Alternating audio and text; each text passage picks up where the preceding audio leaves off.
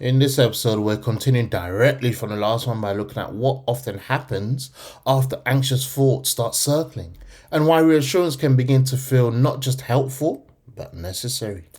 Once anxiety is active, especially when thoughts are already involved, the system looks for relief.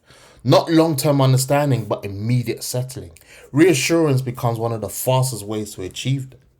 Reassurance can take many forms: asking someone else for confirmation, checking information repeatedly, rereading messages, mentally replaying events to make sure nothing went wrong, even telling yourself everything is fine can function as reassurance. What all of these have in common is that they aim to reduce uncertainty. Earlier, we explored how anxiety is closely linked to not knowing what's going to happen next or how something will turn out. Reassurance offers a temporary sense of knowing. Even if it's incomplete, it's often enough to bring the intensity down in the moment. This is why reassurance feels so compelling. It works quickly. You might notice this in very ordinary situations, waiting for a response and feeling unsettled, then checking your phone and feeling a brief sense of relief. Feeling anxious about a decision and asking someone else what they think, then feeling calmer once they agree. The relief is real. The nervous system responds immediately. Breathing settles, tension reduces, the mind quietens. The difficulty is that reassurance doesn't address the underlying uncertainty. It pauses the anxiety rather than resolving it. Because the system hasn't learned to tolerate the uncertainty itself, the relief fades. When the uncertainty returns, so does the urge of reassurance. Over time, this creates a loop. Anxiety leads to reassurance seeking. Reassurance brings relief. Relief fades and anxiety returns. The system learns that reassurance is the way out, albeit temporarily. This doesn't happen because people are weak or dependent. It happens because the nervous system is efficient. It repeats what works. Another reason reassurance becomes necessary is that anxious thinking narrows perspective. Once thoughts are circling, it can be difficult to access alternative interpretations.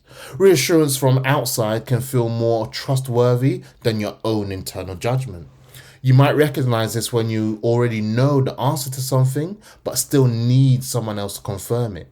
The confirmation isn't about information, it's about settling the system.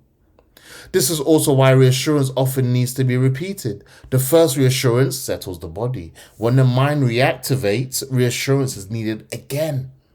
Over time, the threshold for activation can lower. Early in the series, we talked about emotional confidence developing quietly. When emotional confidence is higher, reassurance still feels nice, but it's no longer required. When confidence is lower, reassurance becomes a stabilizer. This explains why reassurance seeking often increases during periods of stress, change, or fatigue. The system's capacity to tolerate uncertainty is reduced, so it looks for faster regulation. It's important to note that reassurance itself isn't a problem. Everyone needs reassurance at times.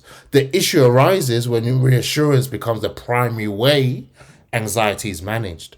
When that happens, people feel trapped in a pattern they don't fully understand. They may notice they keep checking, asking, or confirming, even when they know it doesn't last. Understanding this pattern changes how it's experienced. Instead of judging the behavior, people begin to see it as a response to anxiety rather than a cause of it. This shift alone can reduce some of the urgency.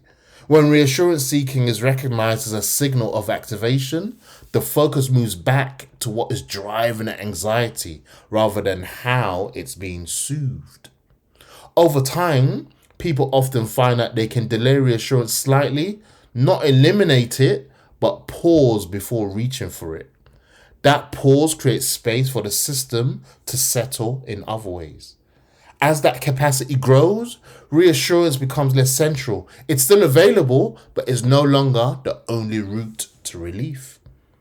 Join me in the next episode where we'll look more closely at what helps anxiety settle without relying on reassurance and how people gradually learn to tolerate uncertainty without forcing calm.